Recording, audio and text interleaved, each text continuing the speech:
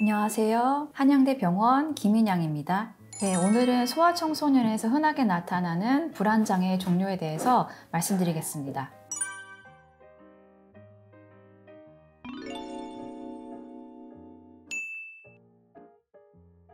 선택적 함구증은 말을 잘 할 수 있는 아이인데도 불구하고 특정 상황에서 전혀 말을 하지 않는 경우를 의미합니다. 예를 들어서 집에서는 가족들과 말을 굉장히 잘하는 아이인데 학교 가서 한마디도 하지 않는 아이가 있다면 선택적 함구증을 의심해 보아야 합니다.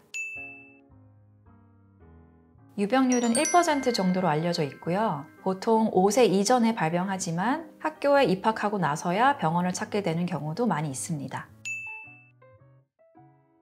특정한 상황에서 말을 하지 않는 것이 특징인데요. 그것도 아이들마다 말하는 대상이나 혹은 대화하는 정도가 조금씩 다를 수도 있습니다. 예를 들어서 말도 안 하고 대답도 전혀 안 하는 아이들도 있고요. 혹은 고개짓이나 제스처로 대답하는 경우도 있을 수 있고 필담이라든지 혹은 귓속말로 작게 이야기하는 친구들도 있습니다. 말하는 대상도 엄마 이외에 전혀 말을 하지 않는 아이들도 있고요. 혹은 친한 친구 몇 명까지는 대화를 할 수 있는 그런 종류들도 있습니다.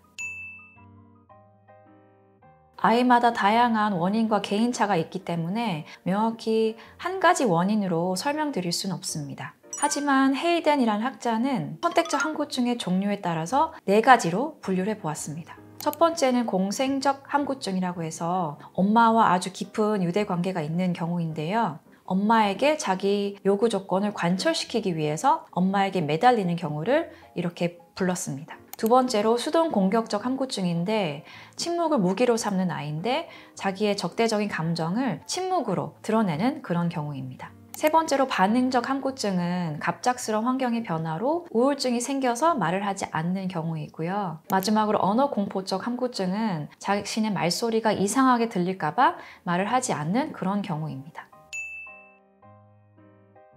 네, 선택적 함구증을 내성적인 성격이나 낯가림으로 오인하는 경우도 있는데요. 낯가림이 있는 아이들도 조금 그 상황에 익숙해지면 주변인들과 말을 할 수 있습니다. 하지만 선택적 함구증은 1년 이상, 졸업할 때까지 말을 전혀 하지 않았다 이렇게 나타나는 경우도 많이 있고요. 이렇게 말을 하지 않는 증상이 일시적이지 않고 오래 지속이 되면 아이들은 또래 관계나 학업 성적, 자존감 형성에 안 좋은 영향을 받게 되고요. 그래서 더 나아가서 우울증이나 사회 불안 장애가 동반이 되기도 합니다.